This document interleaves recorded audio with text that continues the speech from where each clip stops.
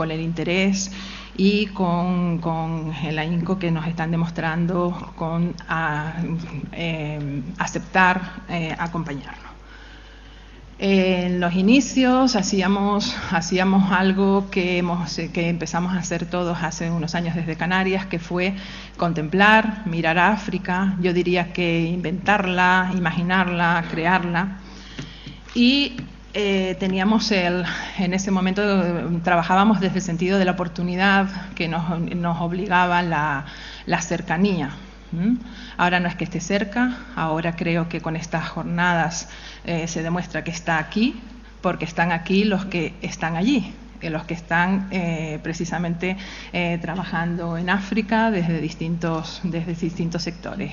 Y aquí en la Facultad de Ciencias de la Información nos alegra muchísimo que estemos aquí analizando lo que se hace, lo que está por hacer, y analizando y discutiendo esto que se ha denominado relaciones entre los militares, periodistas y cooperantes, el caso de África. La verdad es que analizar esas relaciones a veces es difícil, y creemos que estas jornadas lo va a hacer fácil, lo va a facilitar, porque siempre será el diálogo el que nos acompañe. Hablo de que este es el presente y tengo que ser honesta y decir que me alegra muchísimo que precisamente contemos con futuro en esta facultad, en esta relación con África, con el Instituto de Estudios Estratégicos, con todos los que nos acompañan, y en especial quiero hacer mención a la tarea de Alberto, que desde su análisis de investigación puso todo el empeño. Alberto, que es el secretario de esta facultad, el empeño en combinar que entiendo es un excelente programa para pasar el día de hoy en compañía a todos. Muy bienvenidos, vamos a disfrutar, vamos a aprender, vamos a trabajar durante toda la jornada juntos. Muchas gracias por estar aquí.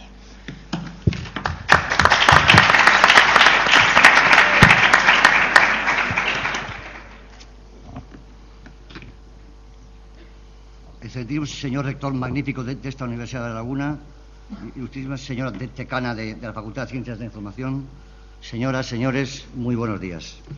Para mí es un verdadero honor poderme dirigir a ustedes en representación del Ministerio de Defensa y en nombre del director del Instituto de Estudios Estratégicos, el general de Artillería, don Miguel Ángel Ballesteros, quien me ha pedido expresamente que se le excusase, ya que acaba de llegar de un seminario en el extranjero y hoy mismo estar dando otro. Yo soy el director del Centro de Historias de Cultura Militar de Canarias, sito en el establecimiento de Almeida, en Santa Cruz de Tenerife. Por si alguno no conoce ese centro, les puedo informar que creo que puede ser muy interesante para ustedes en sus labores de investigación, tanto privadas como dentro de sus prácticas docentes, para lo cual quiero que sepan que se ha firmado un convenio específico para que los alumnos de esta universidad puedan realizar sus prácticas en colaboración con este centro, en el cual disponemos de 3 tipos de patrimonio de un valor muy estimable. De una parte, los fondos museísticos, que detallan minuciosamente el discurso histórico, desde la incorporación a la Corona de Castilla de este archipiélago hasta los últimos acontecimientos internacionales. Por otra, disponemos de un archivo histórico muy completo, que data desde la primera mitad del siglo XVII. Asimismo, y por último, disponemos de una biblioteca con más de 36.000 títulos, desde 1723, el más antiguo. Además, me imagino ya sabrán que la entrada es libre, el aparcamiento es gratuito, con muy buenas comunicaciones, y el centro está localizado en un lugar emblemático con unas vistas del puerto de Santa Cruz envidiables. Perdiendo al tema de la jornada actual, quisiera comunicarles que el Instituto de Estudios Estratégicos se organizó en abril de 1970 en el seno del Centro Superior de Estudios de Defensa Nacional, que había sido creado en 1964.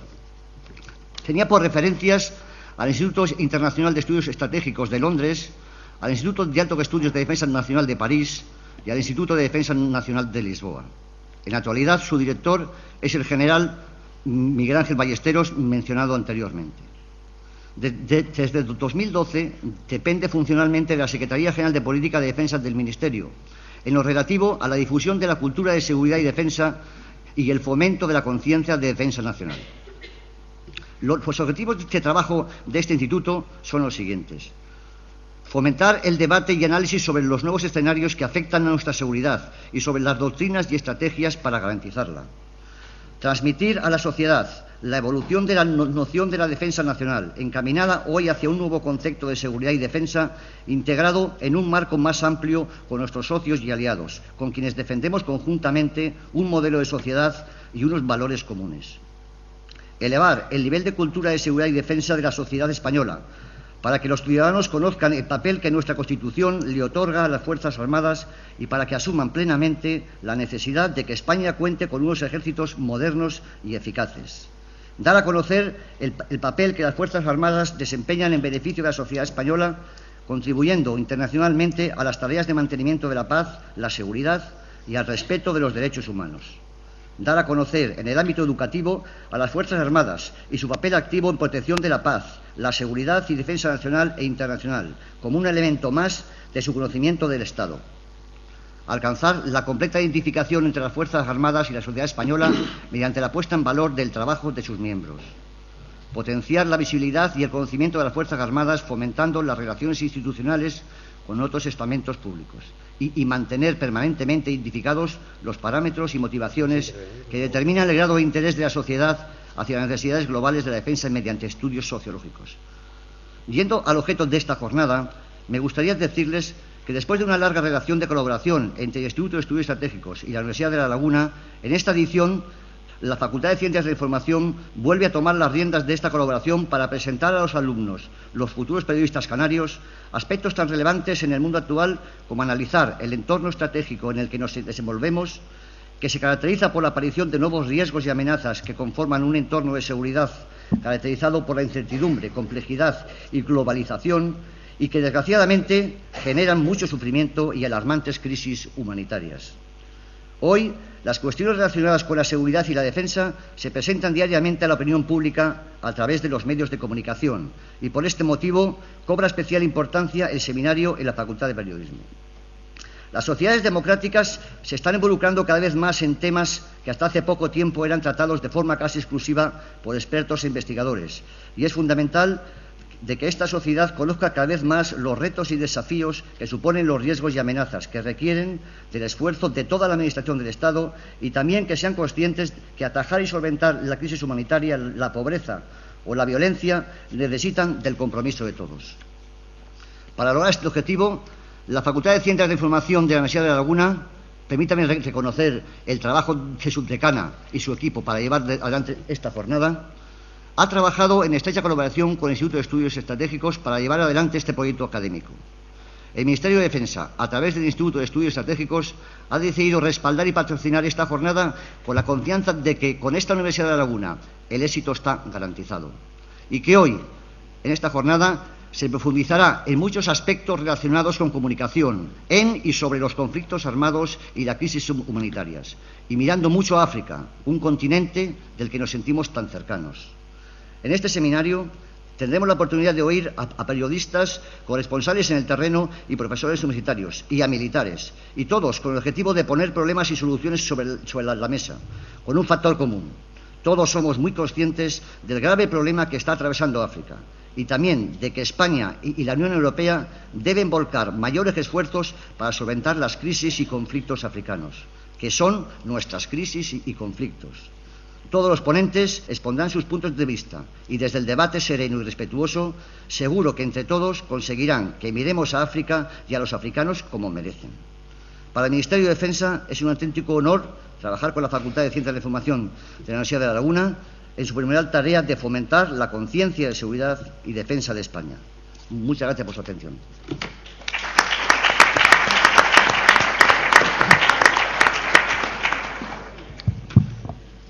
Señor director del Centro de Historia y Cultura Militar de Canarias, señora decana de la Facultad de Ciencias de la Información, señor teniente coronel del Instituto Español de Estudios Estratégicos, autoridades militares, ponentes, miembros de la comunidad universitaria. Buenos días a todos y sean muy bienvenidos a la Universidad de La Laguna.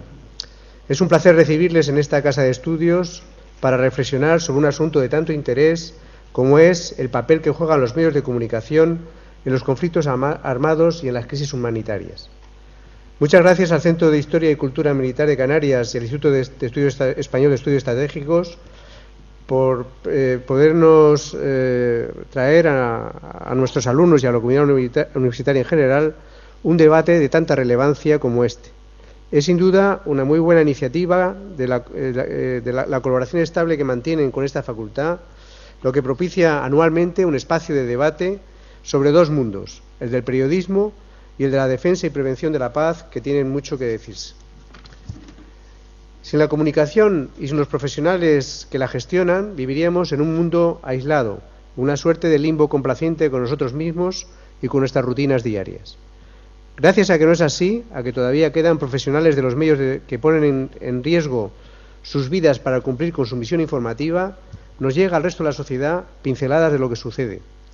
Y digo pinceladas porque la realidad es muchas veces más compleja y porque en situaciones extremas de trabajo, donde el miedo y la mordaza son carta de naturaleza, cada uno hace lo que puede. No sabríamos nada de los horrores de Libia, de las penalidades del Sahel o de tantas hambrunas en destinos tan asolados como Somalia o Etiopía, si no hubiera sobre el terreno periodistas y cooperantes que nos lo cuenten. Guerrillas interminables como las de Angola o Nigeria nos serían completamente ajenas.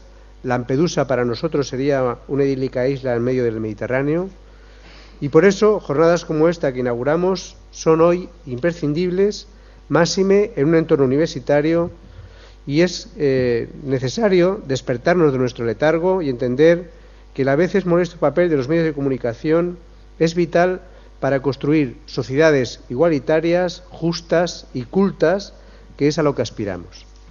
Es igualmente pertinaz la conexión con los que más abren sobre el terreno, los profesionales de la defensa, y por eso unos y otros han de trabajar conectados, compartir información y ser conocedores y respetuosos con las estrategias del otro.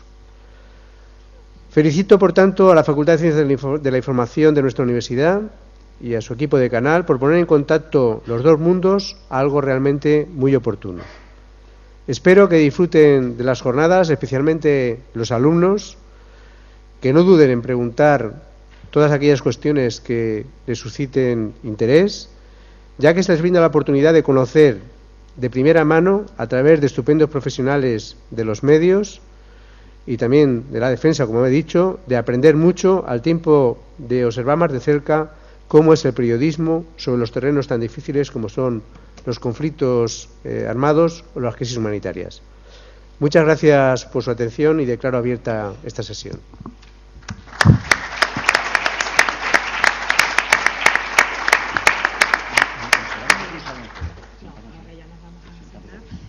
Ahora comenzará el primer panel que está moderado por Xema Santana.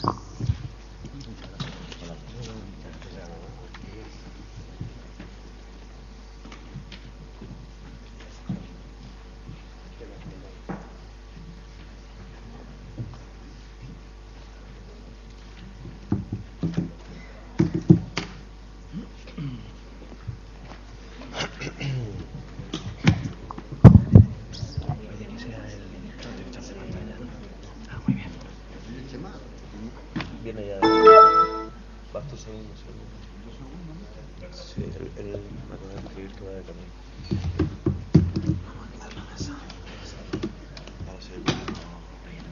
Si él viene más la mañana. No sé si llegaré ahí.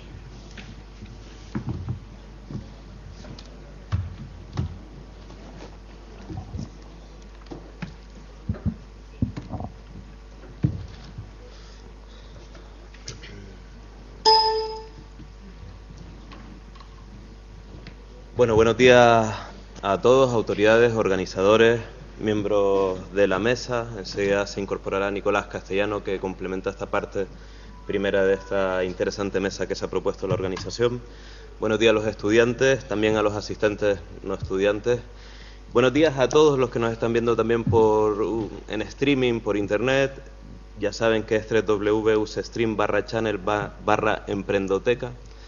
Y buenos días también a los que siguen la retransmisión o el seguimiento de estas jornadas, a través del hashtag ULLAfrica, cuyo timeline podemos ir viendo en la pantalla de la izquierda, y desde luego que ya se está moviendo por la red social Twitter. Buenos días a todos y bienvenidos. Mi nombre es Chema Santana, aprendiz de periodista, trabajo en la cadena SER y en El País, aquí en Canarias, y bueno, también en un medio de comunicación especializado en África que hemos puesto hace en marcha 3 años y que afortunadamente sigue vivo a pesar de los tiempos y sigue vivo y creciendo con más de 15 colaboradores y corresponsales en distintos países del continente.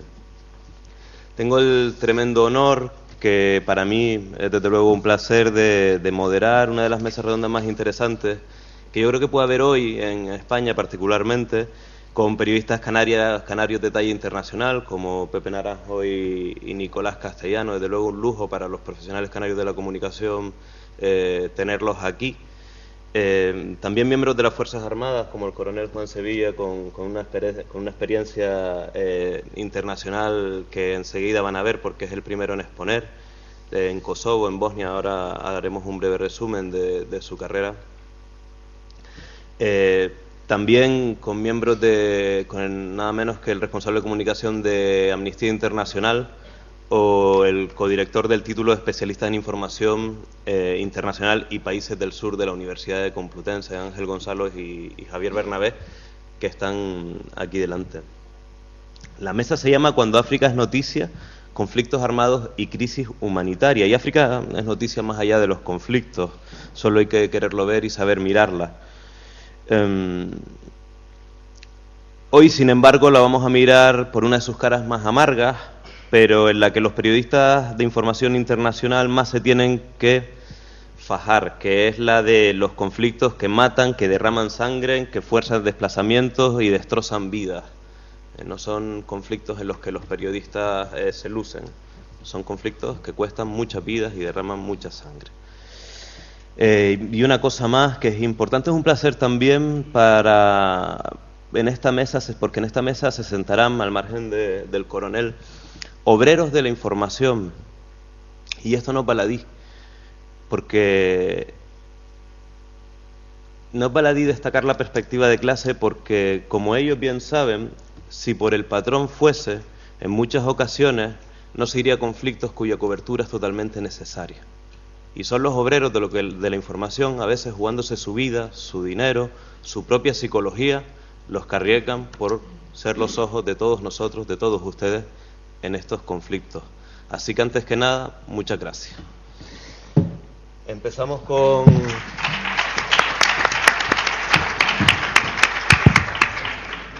como decía, con el coronel Juan Sevilla. Juan Sevilla es coronel de Infantería del Ejército de Tierra, diplomado de Estado Mayor, con una amplia experiencia en mandos de unidades y despliegues en operaciones de paz. Actualmente está destinado en el cuartel general del Mando de Canarias, un mando muy relevante dentro de las Fuerzas Armadas Españolas, y entre sus destinos podemos destacar pues estuvo en Grecia, en Larisa, en el cuartel general de la OTAN, también experiencia en Bosnia en 1996, en Kosovo en 1998 y en Macedonia en 1999 y años posteriores.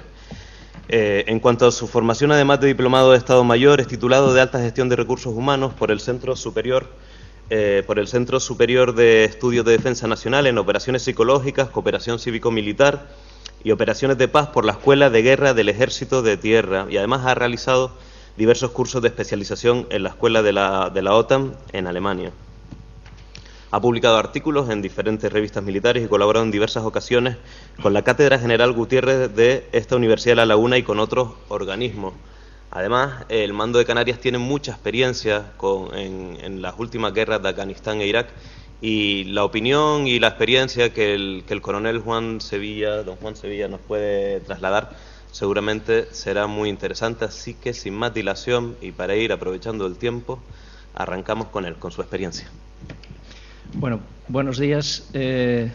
Muchas gracias por la presentación y muchas gracias a la Universidad de La Laguna y al Instituto Español de Estudios Estratégicos por haber contado conmigo para estar en esta jornada.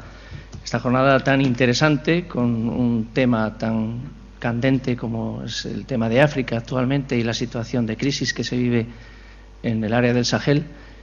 Y bueno, pues yo, como se va a hablar muchísimo de África a lo largo de todo el día, y como espero que luego en la ronda de preguntas todo el mundo se atreva a preguntar todo lo que quiera, pues voy a empezar por contar un poco qué es eso del Mando de Canarias y de operaciones, en fin.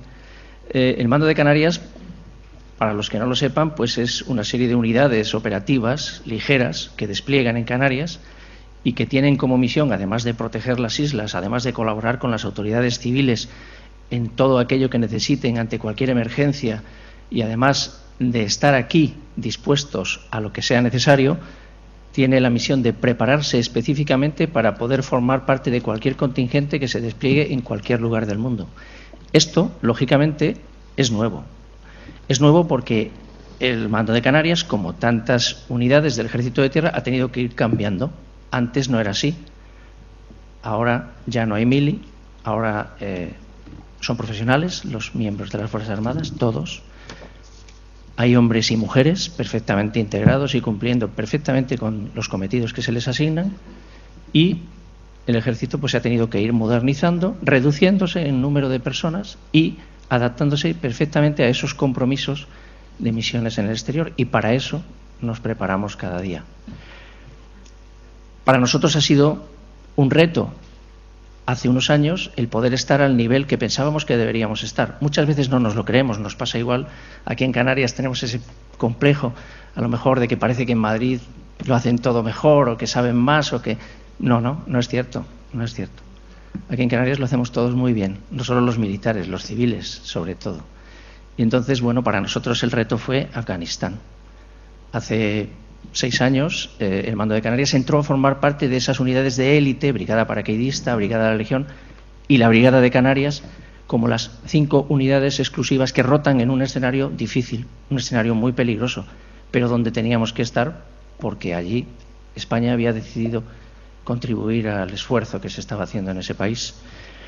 Un escenario en el que, lógicamente, pues la misión de paz pues tiene ese nombre, pero había combates, había que dar seguridad a un pueblo que estaba oprimido por una insurgencia, que no eran todo talibanes, también había, como en el Sahel, pues un montón de delincuentes, de contrabandistas y de gente que pretendía hacer negocio oprimiendo al pueblo de esa zona, con sus costumbres, con sus formas de hacer las cosas, que nosotros tenemos que respetar, porque lo que no vamos a ir es a los sitios a decirles que cambien sus formas de hacer, no, aunque lógicamente hay cosas que tienen que mejorar y nosotros les tendremos que decir cómo y dar seguridad para que lo puedan hacer, si quieren.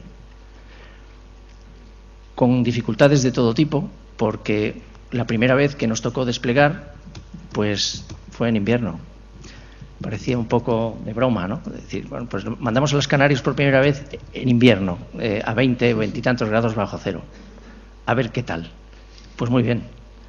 De hecho, tengo que decir, y esto no es tirarnos flores, que las unidades más condecoradas en la guerra de Afganistán, llamémosle el escenario de Afganistán, que ahora estamos terminando porque se acaba de replegar el último contingente, también canario, que ha cerrado esta misión, son las unidades de Canarias. Curiosamente, la Brigada de Infantería de Canarias. Un escenario donde había mucho peligro y mucho riesgo y donde hemos perdido efectivos, que es una forma muy fea de decirlo, donde ha muerto gente que estaba allí con ilusión, luchando para poder cumplir con una misión que se le había asignado. Una misión que, entre otras cosas, pues tenía que hacer que los afganos pudieran valerse por sí mismos, porque realmente la presencia de los cooperantes, la presencia de los militares, la presencia de los medios es para que ellos sean capaces de gestionarse, para que el esfuerzo de todos, no solo de los militares o de los cooperantes, cada uno por su lado, sea capaz de construir o reconstruir una sociedad y que pueda valerse. Apoyo a la gobernabilidad, creación de policía, reintegración, tratar de que los insurgentes depusieran sus armas y se integrasen de nuevo en la sociedad. Y desde luego el apoyo a la población, a los más débiles, a las mujeres y a los niños, que como en todos los escenarios y más en un país como este, que es uno de los más pobres del mundo, y en la región más pobre prácticamente de Afganistán, que es donde desplegábamos nosotros, pues pudieran salir adelante y pudieran tener un futuro que no fuera el seguir siendo pobres el resto de su vida si no se morían antes.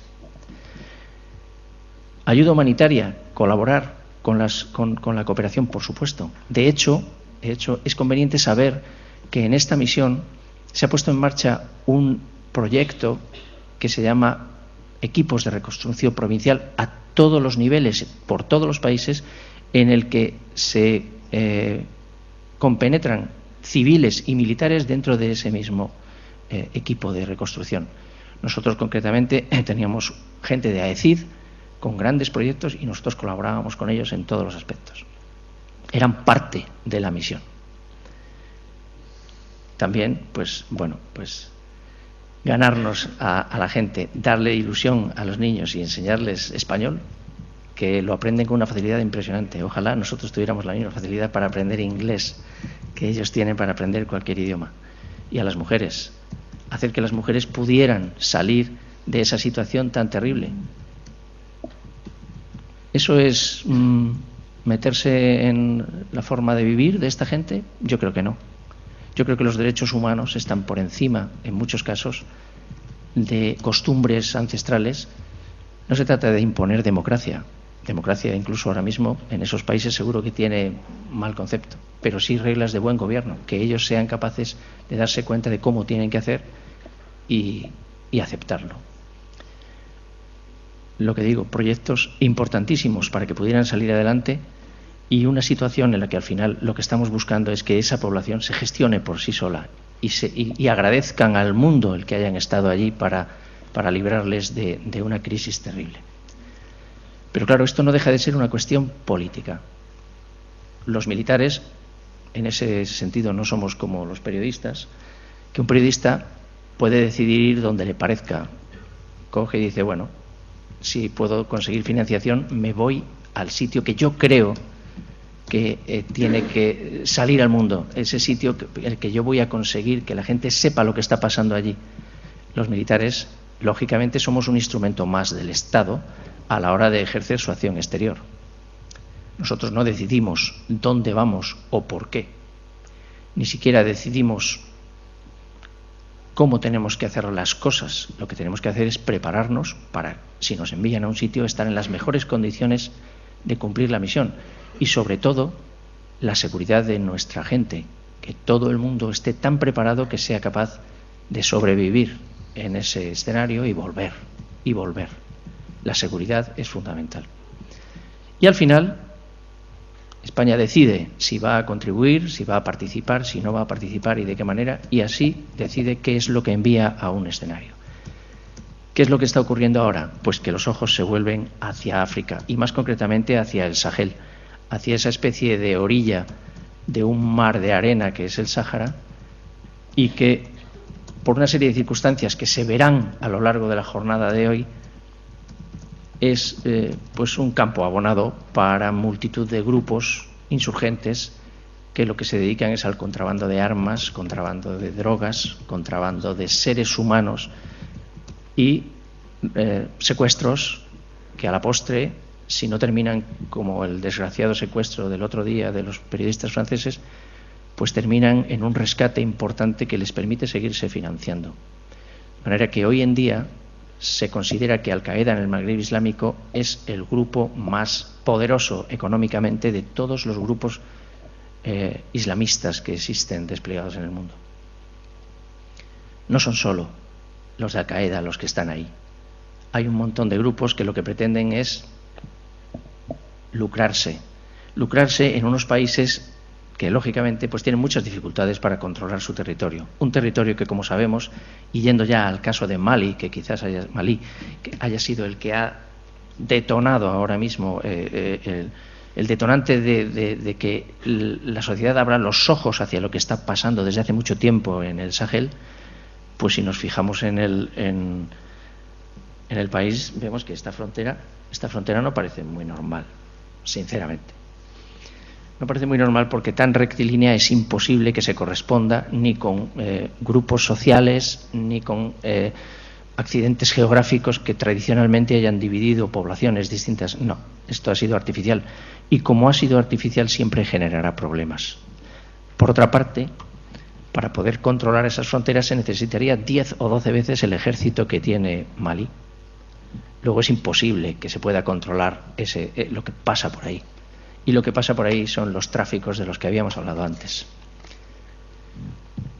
No voy a contar con detalle lo que ha sucedido en Malí, pero sí decir que a raíz de la caída del régimen de Libia, muchos de los que estaban luchando a favor de Gaddafi eran tuaregs.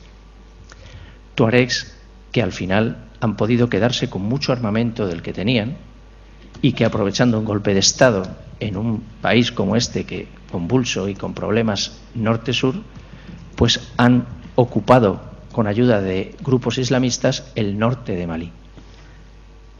Toda esta zona que vemos aquí, que unilateralmente han decidido que es Azawad y que es la tierra de los Tuareg y que es suya. Esto ha sido rápido, pero claro, los compañeros de viaje no tenían la misma intención, no les importaba mucho el tema de Azawad. Los grupos islamistas radicales los han echado y se han quedado dominando ese terreno que, lógicamente, les servía para sus intereses de tráficos, de todo lo que hemos hablado antes. Cuando en un momento dado se ha visto que podían intentar una ofensiva hacia la capital, hacia Bamako, Malí ha pedido ayuda a Francia y Francia ha intervenido con la operación Serval para evitarlo y para atacar a todos estos grupos. Esto no ha sido de un día para otro. De hecho, se llevaban muchos meses negociando una misión de Naciones Unidas y otra misión de la Unión Europea que no acababa de ponerse en marcha, pero que realmente era necesario. Y hoy en día, pues ya está puesta en marcha. Esa misión es la misión EUTM Malí, que es una misión de adiestramiento de las unidades. Es una misión de preparación de unidades del ejército de Malí para que puedan ir a controlar esa zona y a hacer el trabajo que deben hacer ellos. Una misión que es parte de un acercamiento a la solución para un problema que está en un país que es un riesgo para la seguridad de Europa y de España, fundamentalmente, de los países del sur de Europa. Y es una misión en la que España ya está participando. De hecho, somos, con Francia, los dos países que más miembros tienen en esta misión. Una misión que tiene su fecha de caducidad, pero que muy probablemente va a ser prorrogada. Termina el verano que viene, pero probablemente se prolongará porque lógicamente hay que continuar. Que forma parte, lo he dicho, de un acercamiento con todos los actores que pueden intervenir a nivel político, a nivel de cooperación, lo que se llama Comprehensive Approach, que es un acercamiento completo para que se le pueda apoyar al país en todos los aspectos. Y una misión para la que nosotros, aquí en Canarias, nos estamos preparando. De hecho, llevamos ya más de un año preparándonos específicamente para poder intervenir en ambientes de desierto, con estudios, con paneles, con grupos de trabajo y con unidades preparándose específicamente para actuar ahí. Estas fotos no son del desierto, son de nuestro campo de maniobras en Pájara, en Fuerteventura. Y ahí es donde nos estamos preparando, dispuestos a intervenir cuando nos lo digan. De hecho, si se prorroga la misión, lo normal es que a finales del año que viene el Mando de Canarias despliegue en Malí en esta misión de formación de los batallones.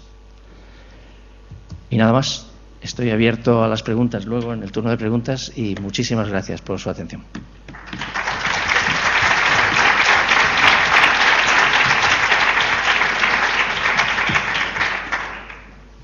Bueno, el coronel Juan Sevilla se ha adelantado el final de su ponencia en 5 minutos, imagino, y como me había trasladado al principio, antes de empezar, para que haya una mayor intervención del público. No les había contado que va a haber 20 minutos por exposición y luego un turno de preguntas, habrá un pequeño break y luego terminamos con los siguientes 2 intervenientes y una mesa redonda final en la que se volverá a abrir más bien un debate entre ellos mismos y también con las preguntas que fueran pertinentes por parte del auditorio. Por tanto, vamos a seguir con las exposiciones de Pepe Naranjo, de José Naranjo y de Nicolás Castellano, y cuando ellos terminen pues procedemos a las preguntas para los tres. Vamos a continuar con el amigo y compañero Nicolás Castellano, periodista especialista en inmigración y cooperación al desarrollo de la cadena SER en la sección de sociedad. Recientemente, bueno, me ha cubierto hambrunas en el Cuerno de África y el Sahel también. Estuvo en Haití o en Fukushima, entre otras grandes coberturas que ha desarrollado Nicolás, y sobre todo también desarrolló una gran labor de información cuando la crisis de los cayucos en Canarias, pues hace ya algunos años, ¿no, Nicolás? Hace ya pues más de 10 años que comenzara aquella denominada crisis de los cayucos. Sin más dilación, pues Nicolás les hablará de su experiencia en estas crisis, en estos conflictos humanitarios que le ha tocado cubrir, y sobre todo de emergencia, ¿no? Como pudo ser el caso de Haití, en el que la emergencia era mucha, o el de Fukushima en Japón, en el que también hubo una importante emergencia. Nicolás. Gracias, Chema, muy buenos días a todos. Bueno, lo primero pedir disculpas, me he retrasado un poco. Estaba en la radio trabajando con un tema que tiene que ver con África, que son las redes de explotación, víctimas de trata, que están utilizando Ceuta, Melilla y las pateras para introducir a niños víctimas de trata que acaban siendo explotados sexualmente en este mundo europeo maravilloso en el que presumimos vivir, tanto en España como en otros países de Europa.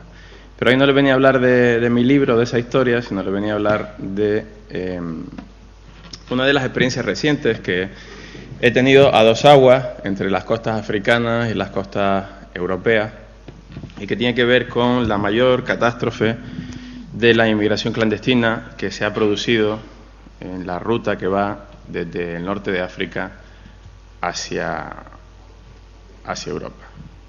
A ver si me apaño con esto. Sí, vale. Bueno, yo les venía a hablar de las lágrimas de cocodrilo en Lampedusa, ¿no?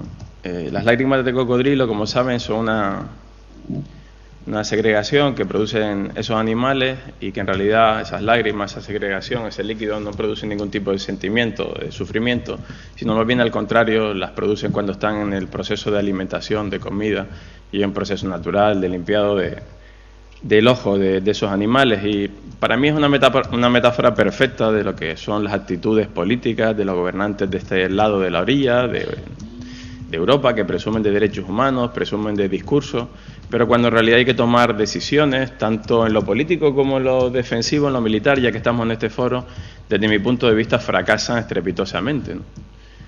Ante 400 ataúdes juntos, de ellos 16 niños, en el hangar del aeropuerto de Lampedusa, en el naufragio del pasado 3 de octubre, aquí en esta imagen pueden ver al señor Durão Barroso, a Enrico Letta, al primer ministro italiano, a la alcaldesa de Lampedusa, una mujer, por cierto, con un discurso bastante coherente porque trabajaba en organizaciones de derechos humanos antes de ser alcaldesa. Se hicieron las promesas de siempre, ¿no? Se hicieron las promesas de que vamos a tomar una decisión importante, abrir corredores humanitarios, etc., etc., etc.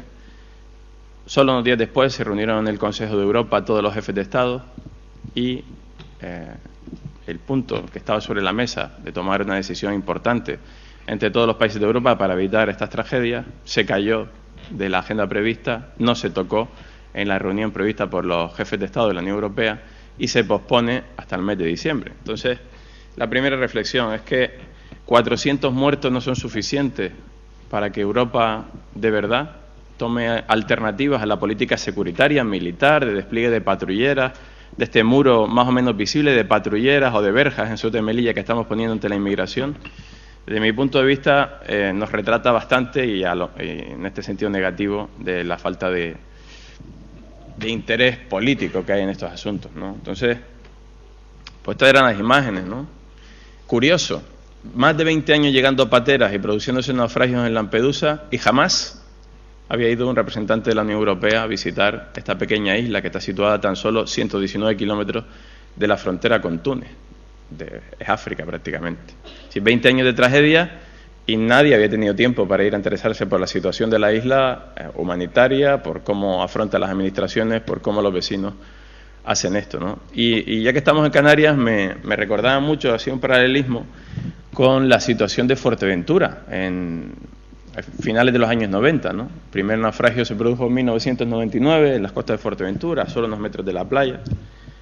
Y a principios de los años 2000 todos eran eso, también promesas de los distintos gobiernos, aquí no estamos hablando de colores políticos, promesas, discursos humanitarios o plañideros cuando se producían las catástrofes, promesas puntuales, pero la siguiente catástrofe seguía aconteciendo, el siguiente naufragio y no se tomaban medidas. Y la gente de Lampedusa está sola, el centro de atención o de retención de inmigrantes en Lampedusa es una auténtica basura, vergonzoso, con capacidad para 250 personas y había más de 1000 familias enteras de niños sirios con sus madres durmiendo a la intemperie en colchonetas en el suelo mientras llovía.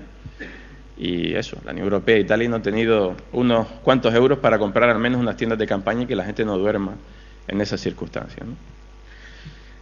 Eso es lo que uno de los titulares que me pareció bastante acertado del diario El País, que unos días después visitó la isla, después que nosotros estuviéramos por allí. Una isla muy pequeña para tanto dolor. Yo creo que es una metáfora de lo que estaba pasando la gente de Lampedusa y de lo que acaba pasando los inmigrantes, ¿no? Es una historia que se pone el foco periódicamente por parte de los medios de comunicación, y aquí hago la primera autocrítica, pero que nos olvidamos de ella, ¿no? Pero si observamos el mapa de muertos en las fronteras de Europa, y esto está elaborado nada más y nada menos que por un organismo oficial que ustedes conocen, que es la Agencia Europea de Control de Fronteras, Frontex, en la que, por cierto, participan como agentes colaboradores, por ejemplo, en la Guardia Civil Española. Todos esos globitos que ven ahí, no sé si alcanzan a verlo de tan lejos, pero yo se los explico.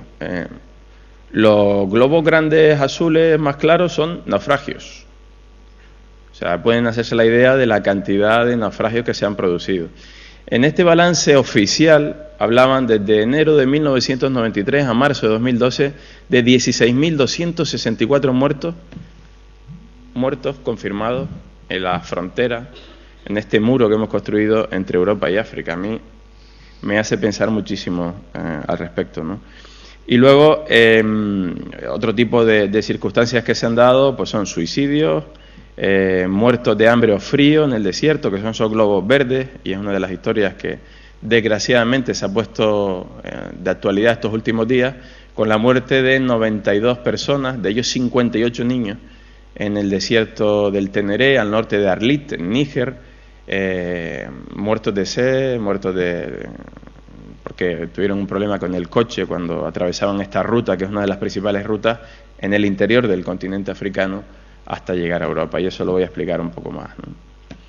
Y esta es una foto tomada aquí en Tenerife, en el Muelle de los Cristianos, y que desde mi punto de vista también identifica bastante la actitud de los gobernantes europeos, de la clase política, y si me permiten, de parte de la sociedad, ante la problemática de la inmigración. Estamos en la poltrona, en la colchoneta, vemos una realidad y periódicamente cambiamos el canal si nos incomoda, igual que los políticos acomodan el discurso a que hoy sí es una gran tragedia, lágrimas de cocodrilo en Lampedusa, prometo 30 millones más, prometo elaborar un corredor humanitario, pero cuando llega el Consejo Europeo y hay que tomar decisiones, posponen la decisión porque tenían que hablar de espías, ¿no? Les suena. Y aquí, estando entre militares, es mucho más interesante el asunto. Pero claro, todos estos inmigrantes que acaban llegando a la frontera europea han pasado por muchos sitios, ¿no? Estos son gente de Cachemira y de India que llegó en el Marine One a Mauritania en el año 2007, un barco con 400 personas que iba con destino a Canarias, y esto fue una auténtica aberración de los derechos humanos. Estuvieron encerrados 6 meses en un centro de inmigrantes en Nuadhibou, Mauritania, custodiados por policías españoles en una decisión surrealista, en un acuerdo bilateral con un país evidentemente pobre y con pocos medios, en el que se impusieron que los policías españoles estuvieran vigilando un centro de retención improvisado, una antigua factoría de pescado en el muelle de Nuadhibou. De ahí fueron llevados a una antigua escuela, la escuela de Cansado, que habían habilitado militares del Ejército de Tierra Español en el año 2006, en plena salida de los cayucos. España puso a disposición de Mauritania la habilitación de un centro con literas, equipos de suministro eléctrico, incluso una cocina, etcétera, etcétera, para que aquellos inmigrantes que a decenas y decenas y centenares eran detenidos al día en las costas de Mauritania tuvieran un lugar más o menos en condiciones, ¿no? Pues estos chicos, la mayoría, fueron expulsando a sus países, a Cachemira, India, Cachemira, país en conflicto, ya que estamos entre militares, en teoría solicitantes de asilo o potenciales solicitantes de asilo, y al resto los sometieron a una tortura que fueron 6 meses encerrados en centros. El resultado, quedaron unos 35 que eran inexpulsables porque venían efectivamente de ciudades donde estaban matando a la gente. Y esos 35, los 10 que vinieron a Europa, 6 se fueron a Portugal y 4 a España. Los 4 que vinieron a España tienen problemas psiquiátricos muy graves y están recibiendo atención en distintos centros de Melilla y de Andalucía. Este es uno de los mensajes que había en Lampedusa, ¿no? Una isla llena de dolor que soporta el peso de la indiferencia del mundo, ¿no? Y es un poco el sentimiento que tienen por ahí. Y vamos a la ruta, ya que estamos hablando de África, de seguridad, de medidas a tomar, ¿no? Nosotros nos venden la idea de que la inmigración es un problema, primera cuestión que discuto. La segunda idea es que tenemos que proteger nuestras fronteras, es legítimo proteger nuestras fronteras ante la llegada de inmigrantes, segunda idea que discuto. Y la tercera, valiendo de todo esto, es legitimar el despliegue de patrulleras, barcos de la Armada, militares, policías en todas las fronteras para intentar que esos inmigrantes no lleguen, ¿no? El resultado de ese despliegue, y aunque sea incómodo decirlo, es muerte y sufrimiento. Estamos hablando de más de 20.000 muertos en las costas del Mediterráneo y del Atlántico, y estamos hablando de miles y miles de muertos en la ruta del interior del desierto hacia Europa. ¿Que esto es culpa de nuestra fuerza y cuerpo de seguridad del Estado? Por supuesto que no. Hacen trabajo, cumplen órdenes de decisiones políticas que han fijado unas leyes de extranjería que son tremendamente injustas, leyes de extranjería que no habilitan otras vías de entrada para venir a Europa, cuando todos sabemos que es necesaria la mano de obra y que por el envejecimiento de la población europea necesitaremos más mano de obra inmigrante. Y desde mi punto de vista evidencia un fracaso colectivo de todos los ideales políticos al respecto. Los partidos de la derecha tenemos la idea de que son los más intolerantes hacia la inmigración, pero es que los partidos de la izquierda se han acomodado al discurso porque se supone que pescan votos en el centro, y los partidos de la izquierda no tienen principios para sostener la defensa, la libertad de movimientos de la gente y un discurso de garantía de los derechos humanos, porque aquí lo que estamos al fin y al cabo hablando es de que unas leyes tan estrictas están generando muerte y sufrimiento, como los datos están provocando, ¿no? Entonces hablamos de África, nosotros estamos en un punto que ya sabemos y no voy a explicar nada, que sabemos que estamos en la ruta geográficamente de las migraciones hasta aquí. Ahora no vienen porque, primero, ese efecto llamada tan estúpido que asusaban los políticos, que decían que como en el BOE de España se aprobaba la ley de extranjería y era más fácil regularizarse, todo el mundo iba a venir a España, que es una idea bastante peregrina. Pues ese efecto llamada, que es el que un inmigrante que está aquí llama a su familia y le dice que no hay trabajo, o sea, que no te plantees venir aquí porque es que no tiene ningún interés, eso es el efecto llamada, hace que la gente no tenga como destino venir a España. Punto 1. Punto 2. Venir a España es complicado porque hay patrulleras de la Guardia Civil españolas que siguen haciendo patrullas mixtas con Marruecos, patrullas mixtas en la zona del Sáhara Occidental, y hay presencia de las patrullas permanentes en Mauritania, en Senegal, en Gambia y en Guinea-Conakry. Esas unidades están apoyadas por helicópteros de la Guardia Civil en el caso de Mauritania y periódicamente por un avión, el primer avión de la fija de la Guardia Civil que tiene sistemas de radares de detección de inmigrantes o de embarcaciones desde el aire. Por cierto, esa embarcación, ese avión de la Guardia Civil estaba en Lampedusa en medio del despliegue del Frontex estos días cuando aconteció la tragedia del gran naufragio del barco con eritreos y somalíes. Bueno, como ven en el mapa, todas las rutas acaban llevando a Túnez, Argelia, a Libia, y a partir de ahí la gente, bueno, en algunos casos cuando llegan a Tamanrasset en Argelia, suben hacia el norte y giran hacia España, que es la ruta menos utilizada de todas las que vienen ahora hacia Europa. España ha pasado a ser el cuarto país en número de entradas a Europa desde África, y la principal ruta ahora está en Turquía, Grecia, y en la vía centro-mediterránea, es decir, en Malta, Lampedusa, etcétera, etcétera. Y un fenómeno muy importante, hablando de militares, guerras, consecuencias. Todos sabemos que hay una guerra en Siria, ¿verdad? Más de 2 años, más de 100.000 muertos, más de 2 millones de desplazados, más de 4 millones de desplazados internos. Pues bien, en lugar de buscar o de canalizar la Europa de los derechos humanos fórmulas para que aquellos sirios que tienen la necesidad de huir de sus países encuentren en Europa una vía de entrada, estamos haciendo que no consigan fácilmente, cuando solicitan periodos de reflexión o peticiones de asilo en los aeropuertos, se les dificulta. Y aquellos que se aventuran o que tienen la desgracia de tener que aventurarse en un barco para llegar a Lampedusa, pues se están encontrando con la muerte. Solo una semana después del naufragio del 3 de octubre, otras 250 personas desaparecieron en un barco cargado de sirios que iban a Lampedusa. Es la principal nacionalidad que está entrando al sur de Europa a través de Malta y de Lampedusa, ¿no? Una reflexión. Siguen los muertos sin identificar, pero esto tiene causa, ¿no? Los náufragos del desierto, inmigrantes que ya en 2008 nos encontramos en Gao y en Kidal, que Pepe ahora ampliará el norte de Mali y que pasa por allí. Esta ruta siempre ha estado, no se han tomado medidas alternativas para intentar que la gente no muera. Reflexiones como la del padre Anselmo, que dice que el Frontex habrá parado los cayucos, pero en Europa deberían reflexionar sobre el número de naufragios que está provocando en el desierto. Es un poco la idea de externalizar nuestras responsabilidades en el control de fronteras, que paren la inmigración en los países del Magreb o del África subsahariana.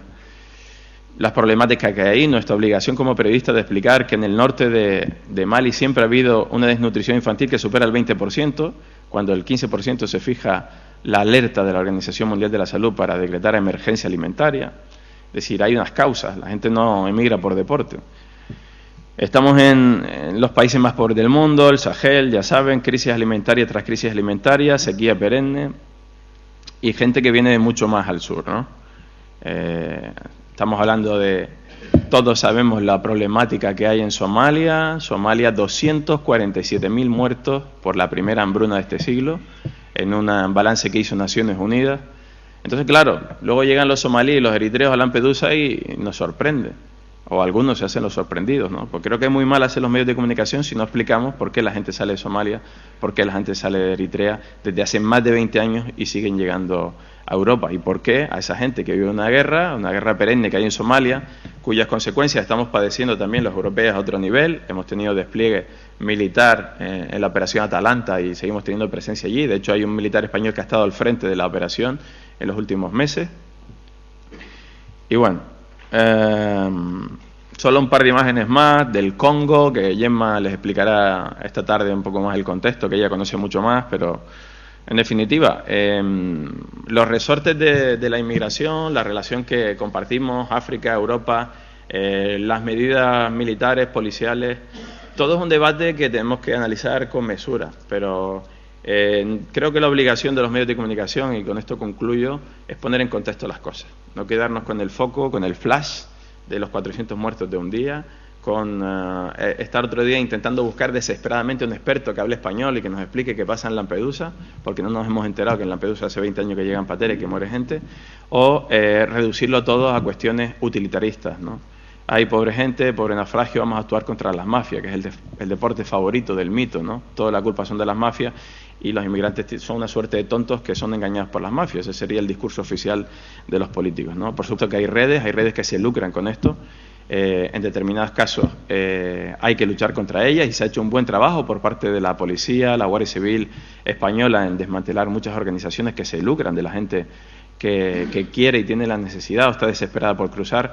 Pero yo lo que quería en estos minutos era animarles a que tuviéramos una mente un poco más abierta, que seamos críticos, todos aquellos que sean periodistas, que por favor se preparen, contextualicen las cosas e intentemos hacer ver a la gente que detrás de un naufragio en Lampedusa, detrás de unas promesas políticas, hay una casuística muy grande y que entre todos, con un debate un poco más en profundidad, con un análisis en profundidad, buscando expertos de verdad, yendo a los países de origen, me van a decir y van a salir las preguntas, ¿cómo vamos a explicar las cosas si no vamos a los países de origen, si no vamos a donde acontecen las cosas? Sé que ese es el problema, tenemos que pelear por ello y tenemos que cambiar esta realidad que estamos padeciendo en los medios de comunicación, pero en todo caso, en este mundo del Twitter, de lo instantáneo, del flash, de lo breve, de lo masticadito, de esto que nos leemos el titular y todos comentamos y somos opinadores de todo, creo que hay que llegar a un momento de pararnos, decir si queremos abordar, en este caso, están interesados en informar sobre África, sobre cuestiones de seguridad,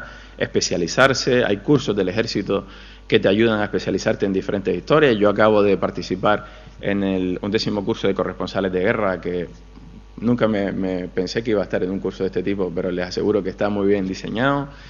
Si quieren hablar de temas africanos, hay organizaciones, institutos universitarios, expertos de mucho nivel, en España y fuera de España. Acérquense a las fuentes, abran la mirada, miren las cosas mucho más allá del titular puntual del momento. Muchísimas gracias.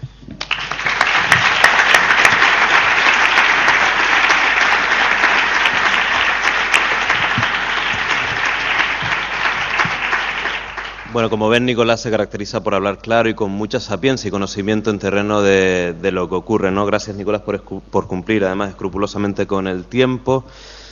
Les digo también que ahora mismo el hashtag #ULAfrica es trending topic a nivel nacional, o sea, yo creo que se está debatiendo acerca del tema. Esto es muy bueno para la jornada, es bueno para el debate.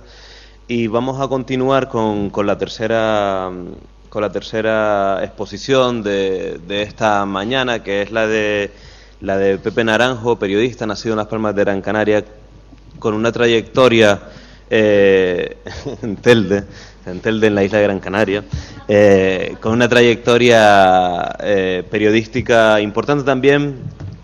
Ha publicado 2 libros, Cayucos en 2006 y Los Invisibles de Kolda en 2009. Me consta que ahora está trabajando en un nuevo proyecto del que no quiere desvelar mucho, pero del que sus lectores esperamos que salga pronto a la luz. Pepe ha trabajado en el diario La Provincia mucho tiempo, trabajó también en Cruz Roja, con el diario El País, con distintos medios internacionales. En los últimos 2 años ha estado viviendo en distintos países de África, primero en Senegal, donde cubrió pues la salida de Wade del poder, la revuelta que hubo muy breve pero intensa, y la llegada al poder también de Macky Sall, el movimiento social que lo acompañó, y particularmente desde hace pues el 10 de enero se cumple un año de la segunda cobertura que hizo Pepe en el norte de Mali, porque antes de que empezara la guerra, unos 6 meses antes, creo recordar que en junio, en mayo de 2011, de 2012, si no me equivoco, Pepe ya se acercó al norte de Mali a ver qué estaba pasando, porque sonaban los tambores. Efectivamente, 6 meses después hubo una guerra y ya fue a cubrirla para el diario El País y otros medios de comunicación. Creo que su experiencia y su conocimiento de Mali y de los últimos meses que ha vivido allí nos puede servir de experiencia también cómo afrontar una guerra de estas características, y por eso su charla se llama Las guerras de Mali, en plural. Bueno, muchas gracias, Chema. Gracias a la universidad también por haber tenido la iniciativa de montar una jornada como esta, que yo creo que hay un cartel muy interesante. Y quería, antes que nada, dirigirme a todos, por supuesto, pero sobre todo a los estudiantes que veo por ahí. Muchos estudiantes que la verdad que cuando voy por ahí veo a tanta gente joven que quiere hacer periodismo. Me parece, en fin, a mí me alegra mucho, ¿no? Porque creo que seguimos siendo muy necesarios. Tenemos que, los contadores de historias, seguimos siendo importantes, y ver toda esa energía en la gente pese a las circunstancias difíciles, ¿no? Me parece, en fin, muy importante, ¿no? Efectivamente, decir también antes que Juan, que nos ha precedido, a Nicolás y a mí, ha apuntado algunas pinceladas del tema de Malí, muy oportunas, con las que coincido en las grandes líneas.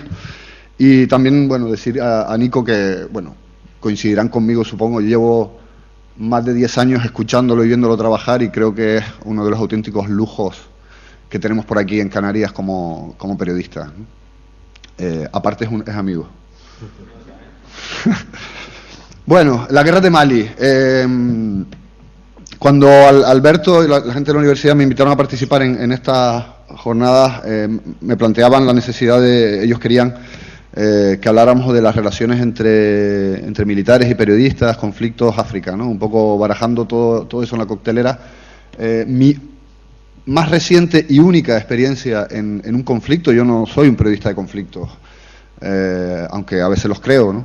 Pero no he tenido, digamos, esa amplia que, por ejemplo, otros compañeros como Gemma Parellada o Rosa, incluso, que hablarán esta tarde, puede ser que hayan tenido más contacto con conflictos bélicos, pero en mi caso no. Yo soy un periodista apasionado por África, por mi trabajo primero, luego por África, y el hecho de residir en África Occidental desde hace 2 años, para mí era una cuestión de responsabilidad y de obligación casi de estar en Malí durante este periodo tan convulso que ha vivido. Además, Malí es un país que conozco desde el año 2004, cuando fui por primera vez, igual que Nicolás, siguiendo las rutas de los jóvenes que intentaban venir hasta Europa y que, como Nicolás bien ha contado, muchos morían en el intento, ¿no?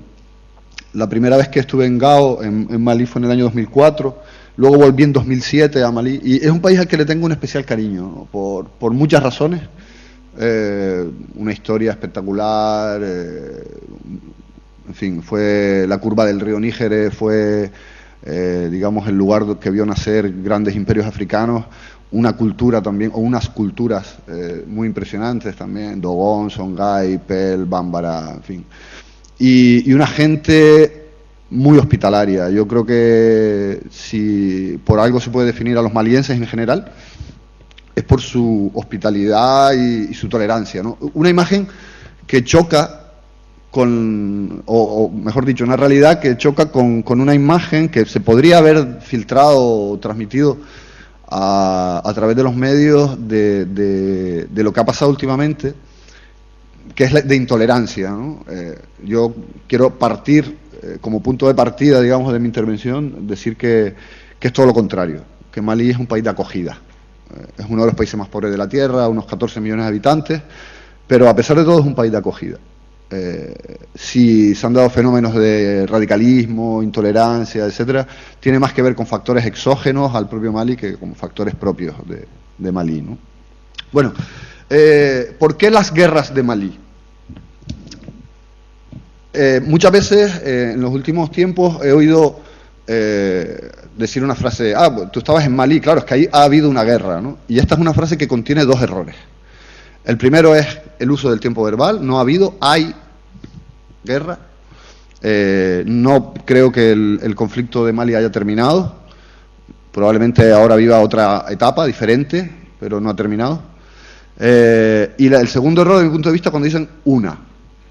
En mi opinión, ha habido varias guerras que se han superpuesto en el mismo tiempo, ¿no? Que han coincidido en el tiempo.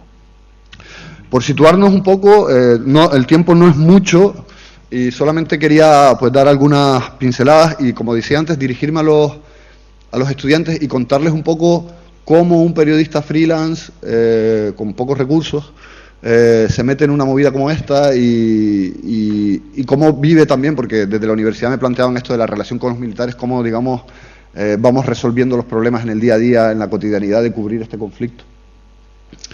Pero quería empezar aclarándoles esta idea, ¿no? Varias guerras. En primer lugar, en enero de 2012, a mediados de enero, creo que el 17, se produce el estallido de 2012, estoy hablando de hace 2 años. Se produce el estallido de la rebelión Tuareg, es la enésima, creo que la cuarta rebelión Tuareg en los últimos 40, 50 años, desde que Malí se convierte en un país independiente, años 60 primero, y luego años 90 y años 2000, década de los 2000, hay varias sucesivas rebeliones Tuareg. Es un problema que viene de lejos, no es un problema nuevo, que tiene que ver con, Juan Sevilla hablaba de las fronteras y de hecho ponía el ejemplo de Malí con esas fronteras rectilíneas. Pero también tiene que ver con los acuerdos, los pactos no firmados de convivencia entre comunidades. Y sobre esto volveré porque creo que es lo más importante o lo más difícil de reparar que ha pasado en Malí. Se ha producido una ruptura de un pacto sagrado de convivencia entre comunidades, en este caso los Tuareg y las comunidades negras que viven en el norte de Malí, sobre todo los Songhai y otras, los Boso, etcétera. Efectivamente, evidentemente no todos los Tuareg, no todos los Songhai, pero ahí hay un problema muy grave que va a costar generaciones resolver, sobre el que se ha puesto poco el foco, probablemente, pero que creo que es, como digo, la herida más difícil de restañar. Rebelión Tuareg, mediados de enero de 2012, se produce la toma de varias pequeñas localidades del norte de Malí, en principio por un grupo que se llama Movimiento Nacional de Liberación del Azawad, rebeldes Tuareg, no excesivamente numerosos, que se nutre, como bien decía Juan Sevilla, de fuerzas militares tuareg que lucharon con Gaddafi, que luego la abandonaron durante los bombardeos de la OTAN, pero que también se nutre de un descontento de años, de, como digo, rebeliones, un ciclo perverso de rebelión, represión, que ha habido durante décadas en Malí.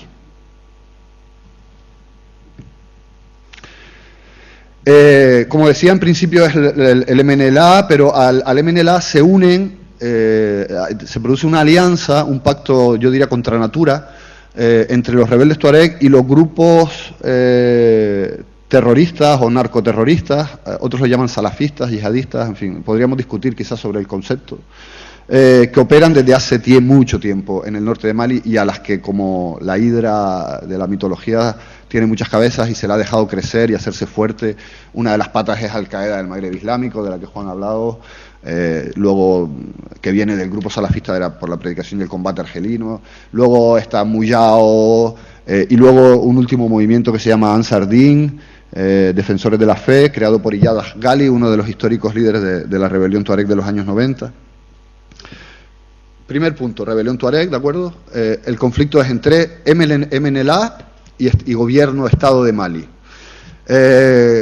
Como les digo, una segunda guerra se produce cuando estos grupos terroristas o narcoterroristas que estaban junto con el MNLA llevando a cabo, digamos, esta rebelión,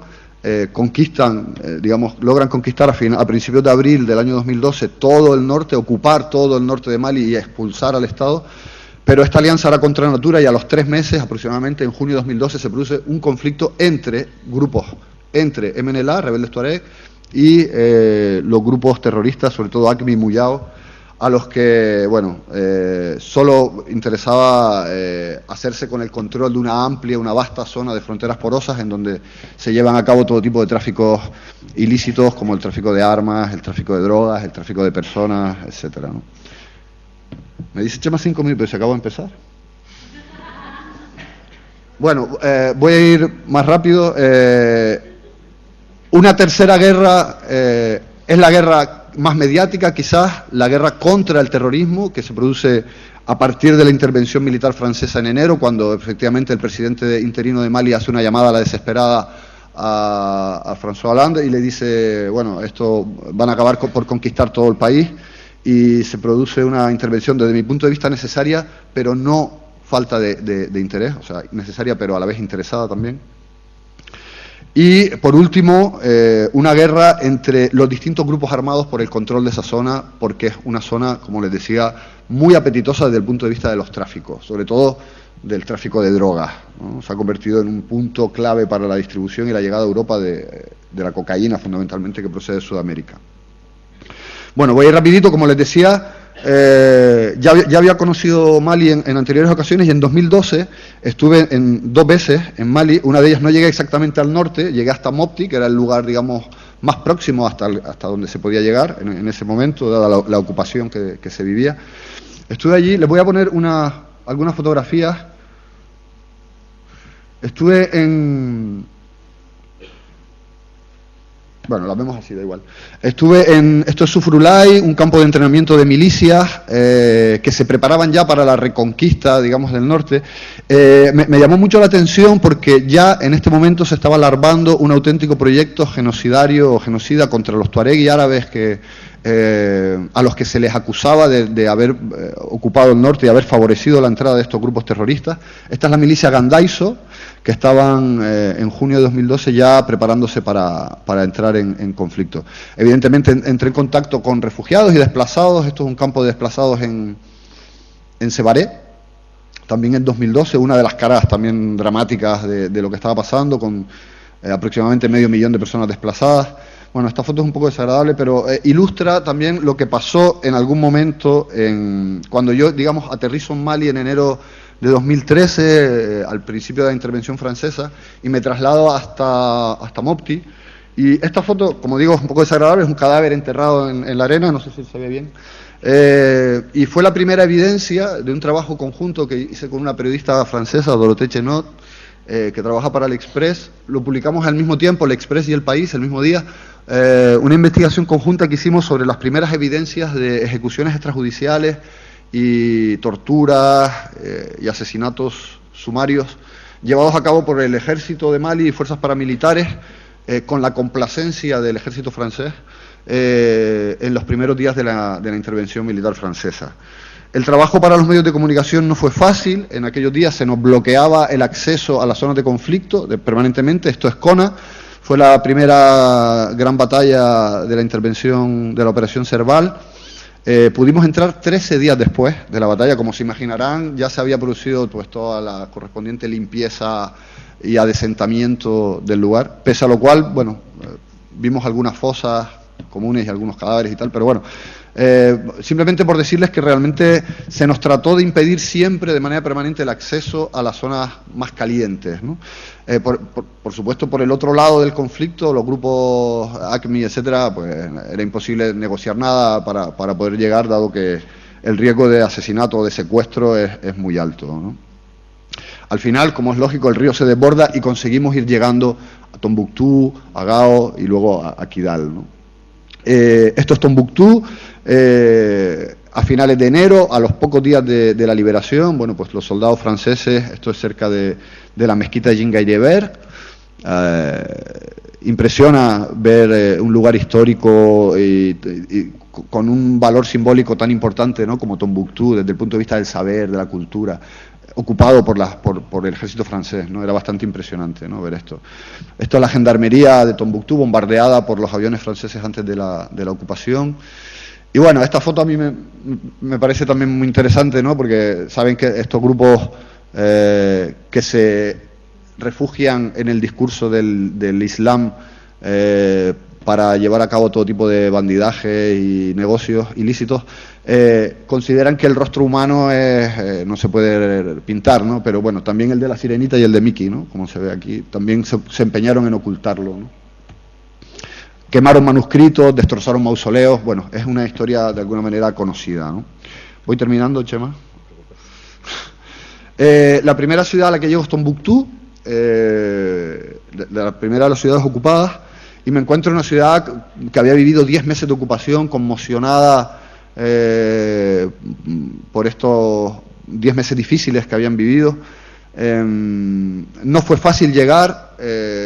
La operación Serval solamente accedió a que se empotraran con ellos determinados periodistas, mayoritariamente franceses, mayoritariamente de grandes medios y mayoritariamente de medios de comunicación públicos, en primer lugar, o grandes agencias, pero ni siquiera cuando organizaban algún tipo de viaje en avión. Luego tuve la ocasión de volar con ellos, pero luego, bueno, recuerdo hacer una llamada al jefe de comunicación de la operación Serval para decirle, bueno, hay plaza en el avión que va a Gao, y decirme, bueno, hay un vuelo para periodistas, pero no para todos, ¿no? Yo era un pobre freelance español y bueno, no tenía acceso, digamos, a los medios que otros sí tenían. Como les digo, primero Tombuctú y luego me traslado hasta Gao, en donde, bueno, se producen atentados suicidas. Este en concreto fue el primer atentado suicida en la historia de Mali. Un chico con explosivos adosados a su cuerpo en el control de Burem, de la ruta de Burem, que se hace saltar por los aires. Detenciones, ataques. Aquí está el coronel Gamu, hoy general, deteniendo a un sospechoso en las calles de Gao, y ataques en pleno centro de la ciudad, ¿no? Esta es la situación que me encuentro en Gao. Evidentemente, en algunos momentos pues se asumen determinados riesgos inherentes a nuestra profesión, ¿no? Y esto es munición que ha sido recuperada por el ejército francés en sus operaciones en el desierto de Mali. Termino ya con una reflexión. Desde mi punto de vista, la operación militar francesa era necesaria. Había que frenar lo que estaba ocurriendo en Mali, fundamentalmente desde el punto de vista del sufrimiento de la población civil. Pero, como les digo, es interesada. O sea, los estados, decía alguien, los estados no tienen amigos, tienen intereses. Y evidentemente Francia intervino allí porque le interesaba mantener la estabilidad en una zona. Ya saben, el uranio en Níger es muy importante para Francia, ¿no? Pero dos cositas nada más con respecto a la gestión que desde mi punto de vista los militares franceses hicieron del conflicto. En primer lugar, el tema de derechos humanos, les hablé antes muy rápidamente. Creo que hay muchas deficiencias en cuanto a derechos humanos. Quizás Ángel nos pueda hablar algo esta tarde de este tema, porque desde Amnistía Internacional se ha hecho un trabajo también con este asunto.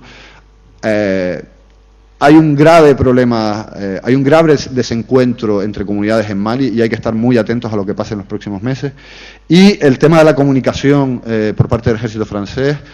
Hubo una gigantesca operación de propaganda para tratar de contarnos que esto era una operación contra los grupos armados que operan en el norte de Mali para tratar de salvar a Mali. Y si esto era así, ¿por qué se ha permitido que el MNLA, los rebeldes tuareg, que desencadenan de alguna manera todo lo que ha pasado, sigan controlando toda una región como es Kidal, en la que, por cierto, hace una semana asesinaron a sangre fría a 2 periodistas franceses? Me parece que recuerdo un briefing que hubo con el general Barrera en Gao, nada más llegar allí. El general Barrera, que coordinaba la operación, nos dijo: estamos aquí para combatir a todos los grupos armados que operan. Y no era cierto. O sea, con los rebeldes tuareg ha habido mucha mano izquierda, se ha sido muy tibio y se les ha permitido, como digo, que ahora digamos hayan adquirido de nuevo fuerza, y que Kidal sea una región que en este momento está fuera de todo control. Y que pasen cosas como la que pasó el otro día, que se secuestre a 2 periodistas a plena luz del día y se les asesina a sangre fría a 12 kilómetros de la ciudad. Esto es lo que querías contarle un poco de la guerra de Mali, y creo que luego habrá más preguntas y podemos ampliar algo más. Muchas gracias.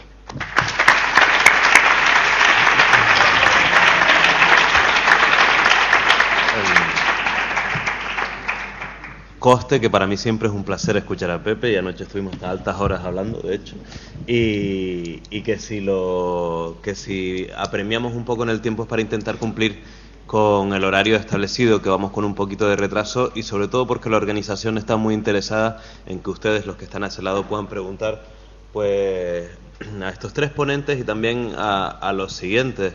Entenderán por qué ahora al principio les decía que era un lujo de periodistas canarios en esta mesa, tanto Pepe como Nico con una gran experiencia, y creo que el coronel también me ha aportado pues algunas líneas sobre el trabajo que hacen las Fuerzas Armadas.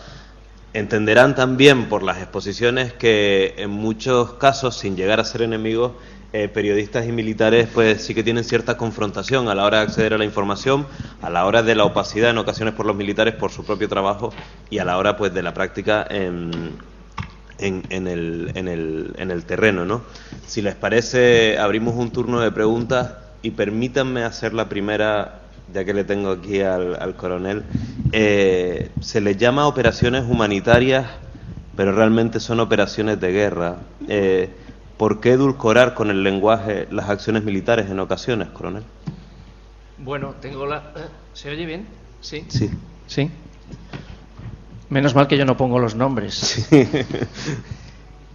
No son operaciones de guerra. Realmente el concepto de guerra es un concepto mucho más amplio. Tiene que haber una declaración, tiene que haber contendientes, tiene que haber una confrontación directa entre 2 bandos, 3, los que sean. Lo que sí hay es combates porque hay grupos que intentan imponerse dentro de ese escenario en el que nosotros no vamos a combatirlos, al menos en las operaciones de paz, que es así como se denominan: operaciones de apoyo a la paz, operaciones de estabilización, de mantenimiento, de imposición de la paz, que son quizás las más, podríamos decir, fuertes a la hora de tener un escenario complicado. El mandato es el que nos dice qué es lo que tenemos que hacer en esa operación, y el mandato viene de Naciones Unidas y viene de un acuerdo internacional para que en el seno de la OTAN, en el seno de la Unión Europea o de la organización que sea, nosotros intervenimos con unos cometidos en una zona de acción.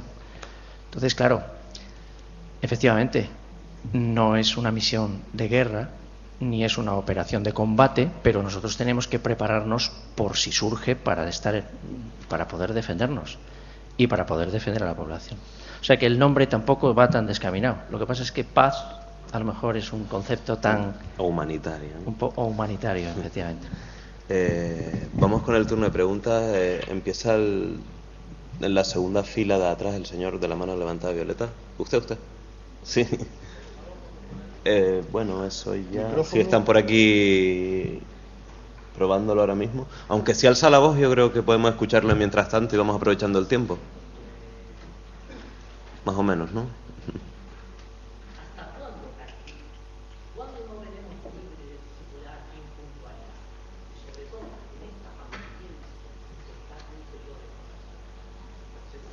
Espere, vamos a llevarle el micrófono porque no lo escuchan. Ahí va. Disculpe. Fui demasiado optimista a lo mejor.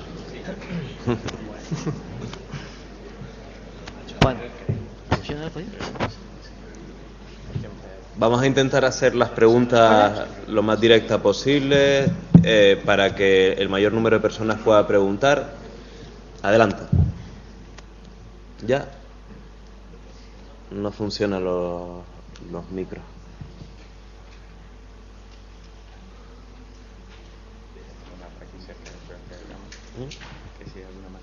Sí, no sé si alguna en la primera fila a lo mejor. Vale. No sé si alguna pregunta en la primera fila a lo mejor, el de las primeras filas que podamos escuchar con permiso del compañero de atrás mientras arreglamos el asunto de los micros. No.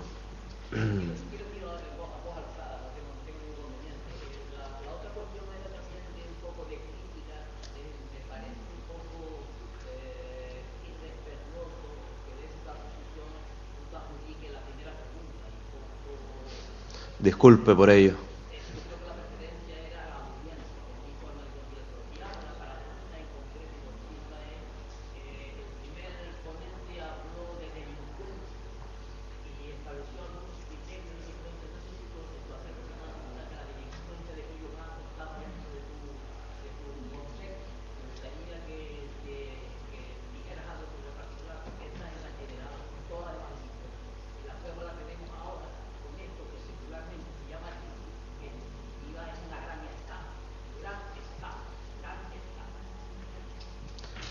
¿Escucha? No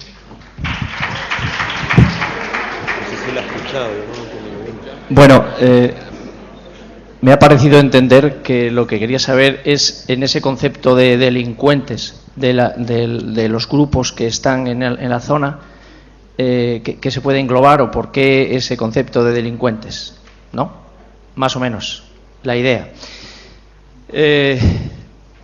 Es fácil generalizar en esos grupos y decir que todos son terroristas o decir que todos son islamistas radicales, yihadistas, gente que lucha por conceptos religiosos, por cambiar las normas de un país y que no se occidentalice, que siga siendo la Sharia, la ley islámica.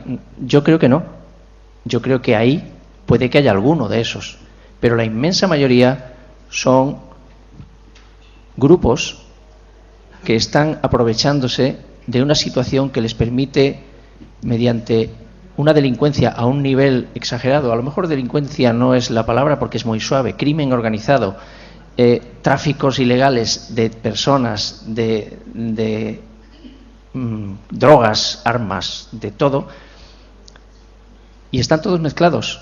De alguna manera se soportan, comparten esa zona y se reparten entre ellos ese negocio y tienen sus propios problemas. De hecho, cuando se ocupa Azawad, este tipo de grupos no quiere saber nada de los tuareg y de su reivindicación por un país. No.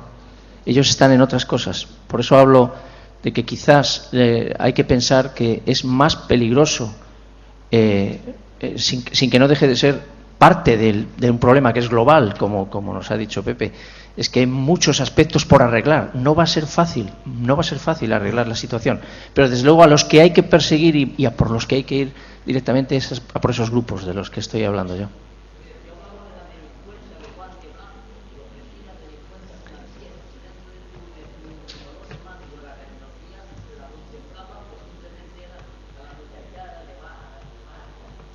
Me he quedado en Malí y por eso no puedo opinar de otro tipo de delincuencia, que efectivamente seguro que la hay, pero que yo pensaba que no era el tema de este foro. Y desde luego no soy yo quien para hablar de estas cosas. De todas maneras le agradezco la pregunta. Más cuestiones. No sé si el compañero... Sí, por aquí, un segundo por aquí abajo primero, del chico del jersey a rayas. ¿Hay micrófono al final? No hay micrófono. Sí, por favor.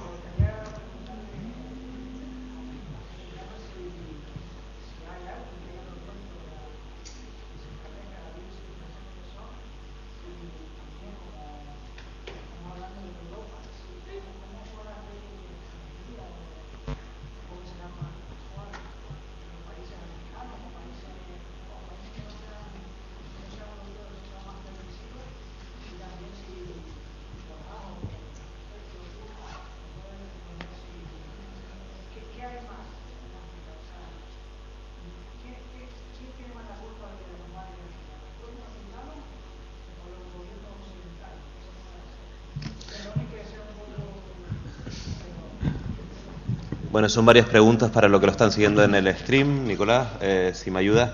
Era la primera, si hay alguna propuesta de libre circulación de ciudadanos, la segunda, por leyes de extranjería en África y no solamente en Europa, y la tercera, ¿cuál es la raíz de los males del continente africano, si están más en el continente o en el exterior? Bueno, muchas gracias por las preguntas, pero estas merecen, creo que por lo menos otros 20 minutos que Chema no me va a dar.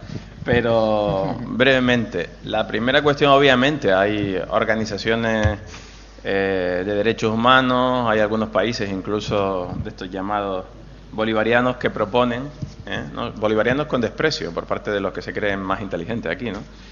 Que proponen una libre circulación de personas o una regulación, digamos, que reduzca estas consecuencias dramáticas que están generando las fronteras, ¿no? Un invento diabólico en algunos casos, según algunos expertos de las fronteras, en cuanto producen ese sufrimiento que describíamos, ¿no?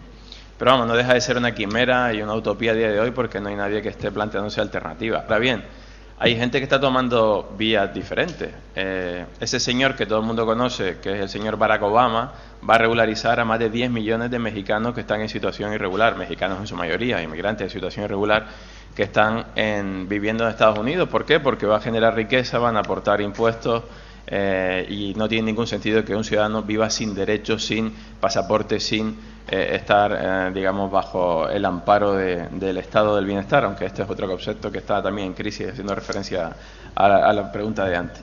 La segunda cuestión, leyes de extranjería en África. Es curioso, por ejemplo, a raíz de las peticiones de Europa, y Pepe y yo hemos sido testigos, de que se controlen las fronteras o de que se controle la salida de los africanos hacia Europa, países en los que había acuerdo de libre circulación, los países de la CDA o de la Comunidad de Estados del África Occidental, Senegal, Mauritania, Mali, etcétera, etcétera, que nunca jamás exigieron a un ciudadano de un país vecino el pasaporte para entrar a sus países, empiezan a exigirlo, empiezan a controlar la libre circulación y empiezan a regular de manera restrictiva algo que es algo muy muy normal dentro de África, y es el movimiento de la gente en búsqueda de prosperidad, ¿no? Dentro del continente. Hay que recordar que el 97% de las migraciones en África se producen dentro del continente. Y hasta ahora ha habido bastantes facilidades, salvo estas cosas que estamos hablando de la Comunidad de Estados del África Occidental. Y la tercera era sobre... Los males del continente. Esto ya... No. Sí.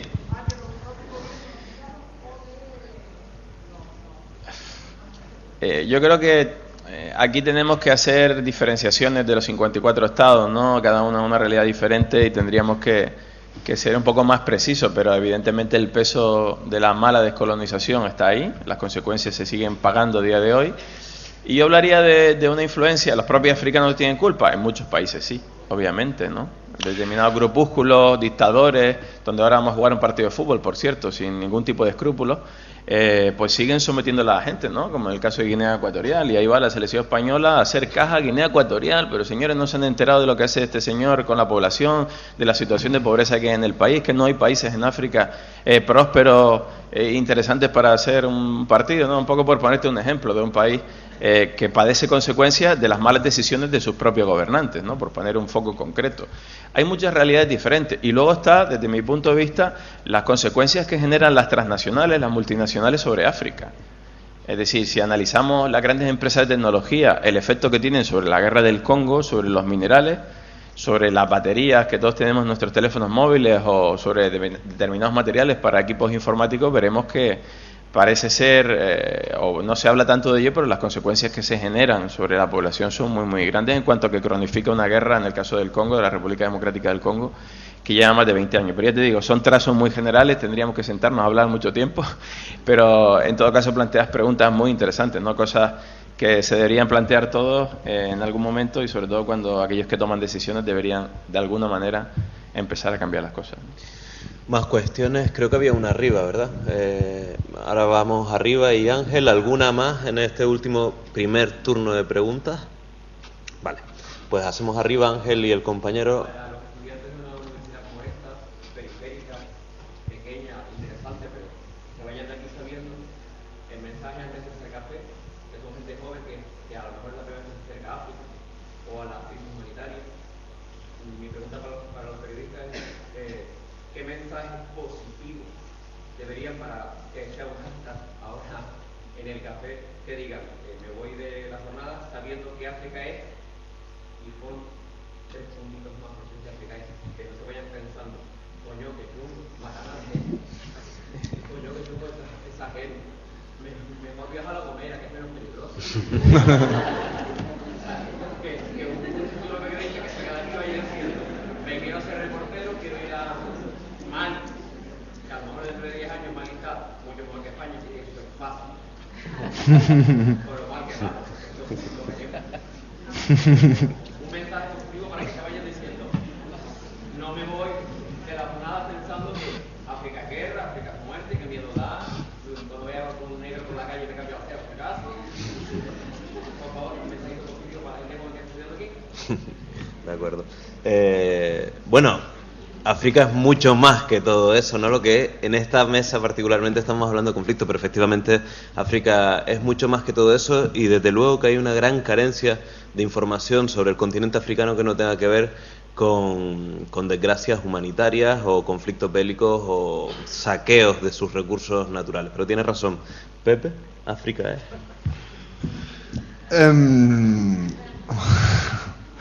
Bueno, antes que nada, porque me quedé luego con las ganas de comentar, cuando hablaba de si es culpa de los gobiernos africanos o de los gobiernos europeos, esta es una pregunta recurrente, ¿no? Y tiene que ver también con nuestra mirada, ¿no? Y no voy a dar respuesta, bueno, yo tengo mi opinión, que es que yo creo que hay responsabilidad compartida, ¿no? Evidentemente entre ciertas élites africanas y probablemente aspectos como los que ha comentado Nicolás, que tienen que ver con la descolonización, las multinacionales, etcétera, ¿no? Pero me gusta contar una anécdota. Yo, por razones personales, paso mucho tiempo en la Comunidad Valenciana y hace cosa de 1 año y medio, en pleno, bueno, hablaba con un buen amigo allí, en Alicante, y me decía, joder, Pepe, es que tú ahora vives en África, ese sitio que está lleno de gobiernos corruptos, ¿no? Y era justo cuando estaba cayendo lo de Camps, de los trajes, de el circuito de Fórmula 1, lo del aeropuerto de Castellón y tal. Y yo le miraba y le decía, madre mía del Señor, ¿no? Es como esta capacidad que tenemos para ver en los otros y la incapacidad que tenemos para ver en nosotros mismos, ¿no? Y bueno, era la anécdota, ¿no? Y África para mí es futuro. O sea, es presente, desde luego, un presente cada vez mejor. Ahí están los indicadores, es que no me estoy inventando nada. El otro día estuve cubriendo la visita de Obama en Senegal y Obama no va allí porque, en fin, porque se le ocurrió, no, va allí porque sabe que hay un futuro, hay un mercado, hay posibilidades, hay crecimiento, hay los chinos y los indios y los brasileños lo saben, se han dado cuenta mucho antes que nosotros, ¿no? Y están allí mucho más que Estados Unidos y desde mi punto de vista tiene un brillante futuro. Si todas estas cosas se van arreglando también, ¿no? Porque efectivamente no vamos a negar que hay problemas. Pero para contar la historia completa de África hay que hablar de muchas cosas en positivo que se están haciendo allí. Creo que tienes toda la razón y que ese palito que nos has dado yo creo que tiene... Pero sí que efectivamente estamos en un contexto de hablando en una mesa de conflictos, pero si hay que ponerle un nombre o una palabra, para mí África es futuro. Nicolás. Para mí África es una maravilla. O sea, yo me voy de vacaciones a África, no tengan ningún problema. África tiene muchísimas realidades. Aquí al lado tienen vuelos directos a Marruecos, que es un país muy interesante, más allá de las cuestiones políticas o de quién gobierna, etcétera, etcétera. No sé, cualquier atardecer en el Bandargan, en Mauritania, es una maravilla. Lo único que se tienen que informar previamente de a qué sitios son interesantes ir o no. Aquí hay una gran viajera como Rosa María Calaf, que acaba de estar por Madagascar, otro sitio increíble. O sea, África es mucho. África es cultura. A mí me ha enseñado mucho más culturalmente la familia africana, la familia extensa africana, que en otros muchos continentes. Hay una tradición oral, por ejemplo, en el país Dogon, en Mali y en Senegal, que es absolutamente apasionante. La Bienal de Cine Africano, que tuve la ocasión de conocer en un viaje con Casa África, que se organiza cada 2 años en Ouagadougou, la capital de Burkina Faso. Es impresionante ver la producción cinematográfica documental que tiene el continente africano. Son realidades que es verdad, y te tomo la crítica por ese sentido, de la que no solemos hablar en los medios de comunicación. Pero desgraciadamente lo bueno o lo positivo no suele ocupar mucho espacio en los medios de comunicación. Pero vamos, África para mí es eso, esperanza, ilusión, y ojalá todos se hagan expertos en África, sale más de África. Sería muy buena noticia. Y también, mucha competencia eso. Y también por el lugar donde estamos es quizás interesante decir que África, y particularmente África Occidental, es el lugar de influencia de Canarias de forma natural. Y nosotros, particularmente desde Ingimbali, que es este portal especializado en África que pusimos en marcha hace 3 años, en lo que nos hemos empeñado es que de Canarias salgan periodistas muy especializados en África, porque creemos que creemos que tenemos las condiciones geográficas naturales y creemos que en Canarias hay talento e interés para ello. Ángel, si te parece. Yo quiero hacer una pregunta, aprovechando que el Coronel Sevilla pues ha terminado el primero y bueno, pues nos ha contado de su participación, el despliegue de tropas españolas en Afganistán, un poco al hilo de lo que comentaba un poco de lo que comentaba Pepe, porque siempre los periodistas y las organizaciones de derechos humanos llegamos tarde, llegamos cuando pues en fin, pues el conflicto pues se ha cometido pues algún tipo de violación de derechos humanos, como él hablaba por ejemplo del ejército francés por la aquiescencia hacia las ejecuciones extrajudiciales que se produjeron en Mali. Entonces la pregunta que yo tenía era, pues durante muchos años Afganistán ha sido y lo sigue siendo pues un polvorín en materia de derechos humanos y siempre nos ha preocupado pues por ejemplo y son denuncias internacionales que se han hecho de la situación de los detenidos en Bagram, que ha sido un agujero negro para los derechos humanos, y quería saber si en algún momento las tropas españolas desplegadas allí o ustedes han tenido conocimiento, han sido conscientes o han documentado o han visto pues las torturas, los malos tratos a detenidos que se han producido en Bagram y en otras partes de Afganistán. Es una cuestión que siempre nos llama mucho la atención porque, como digo, siempre llegamos tarde cuando eso ha ocurrido y bueno, saber si eso lo han visto o han sabido que existía y, en fin, ¿qué opinaba de ello? Bueno, por parte nuestra, desde luego, lógicamente no, porque entre otras cosas no hemos tenido ningún cometido de custodia de prisioneros de ningún grupo insurgente en Afganistán. Yo he sido el jefe del contingente en el año 2011 de las fuerzas de aquí del Mando de Canarias que desplegaron en 6 meses allí en la provincia de Badghis. Yo, más que hablar de esa violación de derechos humanos o ese trato vejatorio sistemático de un prisionero o de un débil en general, porque estamos hablando no solo de alguien que ha sido capturado, sino de gente pobre, de gente sin recursos y de gente que viene a pedir lo que fuera. Yo no lo he visto nunca, todo lo contrario. Precisamente porque ya cuando hemos llegado nosotros en el 2000, bueno, nosotros llevamos mucho tiempo llegando allí, pero el contingente que yo mandaba, los sistemas tanto de la policía local como de la policía, llamémosle Policía Nacional de Afganistán, el Afghan National Police, ya habían cambiado. Eso para empezar, o sea que habían aprendido que ese tipo de cosas no se pueden hacer. Pero aparte de eso, nosotros tampoco nos hemos metido en la forma de solucionar los conflictos en una tribu perdida en un pueblo lejano de la provincia.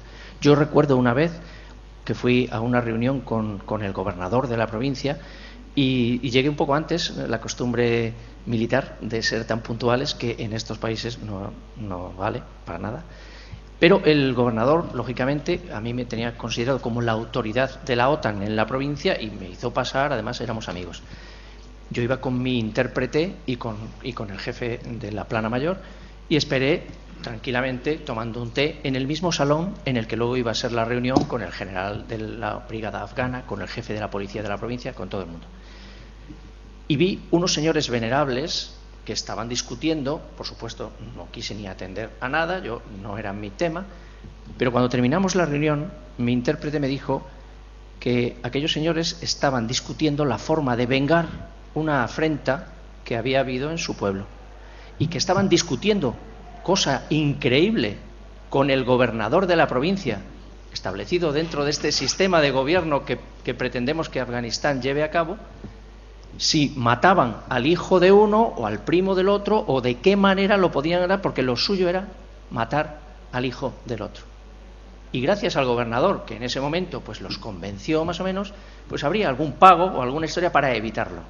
Bueno, pues no sé si esos son derechos humanos o no sabría cómo definirlo, pero desde luego nosotros, todos los que hemos estado en ese escenario, cooperantes, diplomáticos, militares, les hemos dicho que hay otras formas de hacer las cosas y que hay que proteger precisamente a esa persona, a ese débil que no tiene la culpa y que realmente tiene que tener derecho a tener un futuro mejor.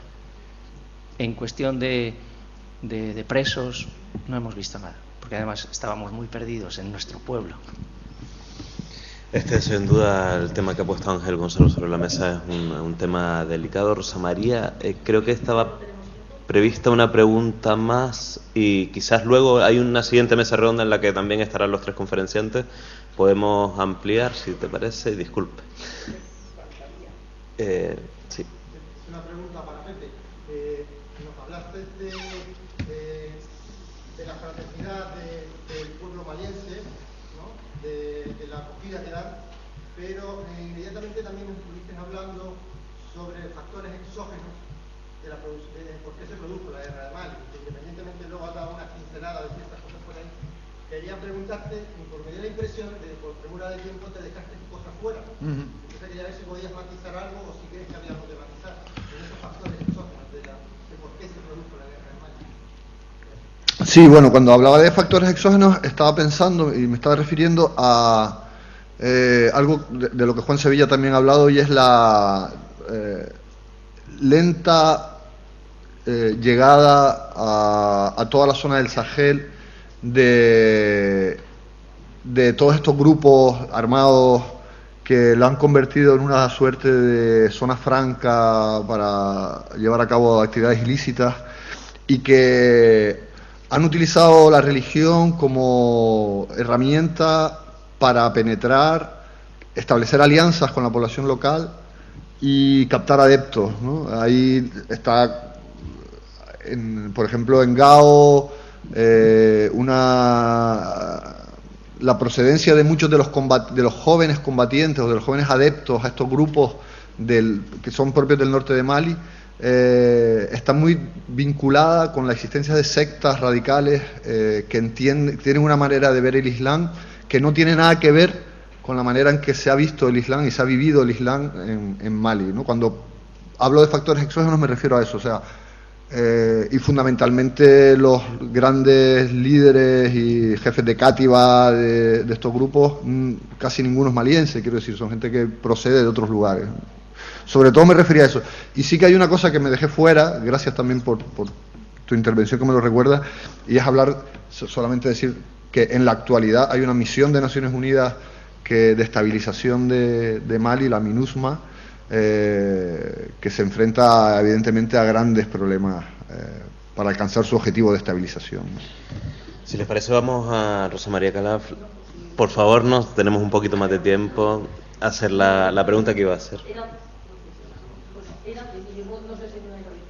Sí. No era una pregunta para el coronel sobre el tema de los contratistas externos, o sea, en Afganistán, para los periodistas suelen ser un serio problema. ¿Cuál es la relación que tienen, o sea, ustedes con ellos, sobre todo los americanos, su participación, su capacidad de decisión, que muchas veces da la impresión de que va más allá de lo que realmente debería? Bueno, en el Ejército de Tierra el sostenimiento de la operación se hace desde territorio nacional. La fuerza logística operativa es la que realmente tiene la capacidad de hacer contratos de apoyo logístico, contratos de transporte, contratos de material, obras, que en la mayor parte de las ocasiones se hace con empresas que están vinculadas de alguna forma a empresas nacionales, Traxa, por ejemplo, pues es una empresa que se encarga prácticamente de todo porque subcontrata otras empresas con una serie de garantías para poder hacer los proyectos, el apoyo necesario.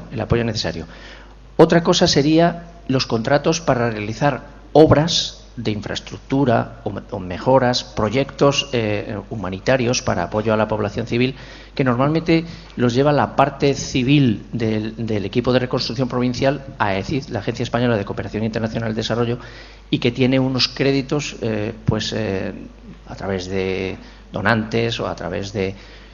Nosotros hemos funcionado fundamentalmente con una serie de créditos establecidos por la Fuerza Logística Operativa, el Ejército de Tierra, para cubrir las necesidades de la misión, y luego aparte con créditos que venían normalmente en especies de empresas que ofrecían ayuda humanitaria del tipo que fuera y que nosotros repartíamos. Sí es verdad que para pequeños proyectos que se llaman proyectos de impacto rápido, es decir, sabemos de una necesidad urgente como un pozo en una población y eso para ellos es vital y no es tan importante como para que AECID tenga que tener responsabilidad, pues nosotros teníamos créditos para poder hacerlo y contratábamos fundamentalmente empresas locales para darles trabajo y para que ellos pero eran créditos a lo mejor de 6.000 euros, 5.000 euros, o sea, cosas en las que nosotros teníamos esa autorización por parte del mando de operaciones para poder hacer y que, se hacía de esta forma.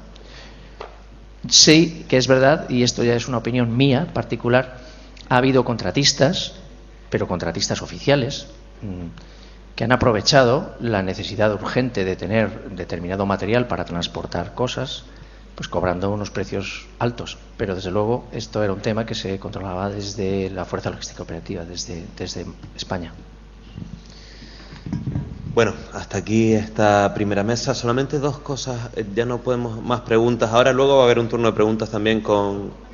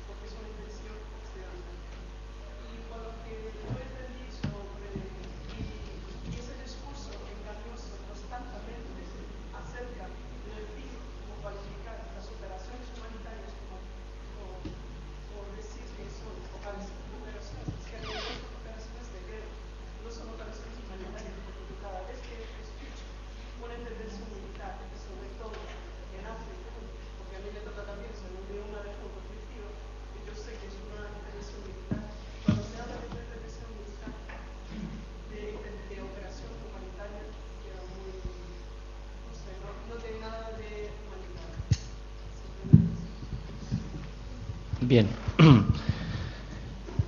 Al principio has hablado de la sorpresa con la forma de resolver los conflictos y digamos el concepto de derechos humanos que podemos tener nosotros y el que puede tener la población de esa zona. Yo solo hablo de sorpresa. No digo que les obligue a cambiar el sistema, no.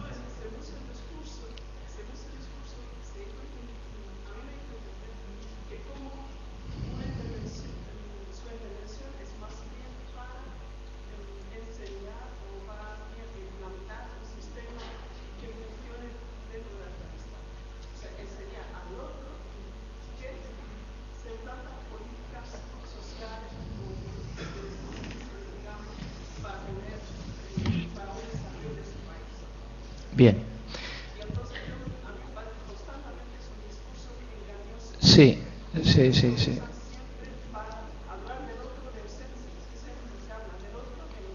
Muy bien. Lo entiendo perfectamente. Este no es el discurso de los militares. Los militares no tienen discurso. Los militares hablan de las operaciones en las que despliegan y de cómo se preparan para cumplir con una misión, unos cometidos y unas reglas que les vienen impuestas. hay una cosa que se llama ROES, que son reglas de enfrentamiento, en la que nos dicen en qué te puedes meter, en qué no te puedes meter.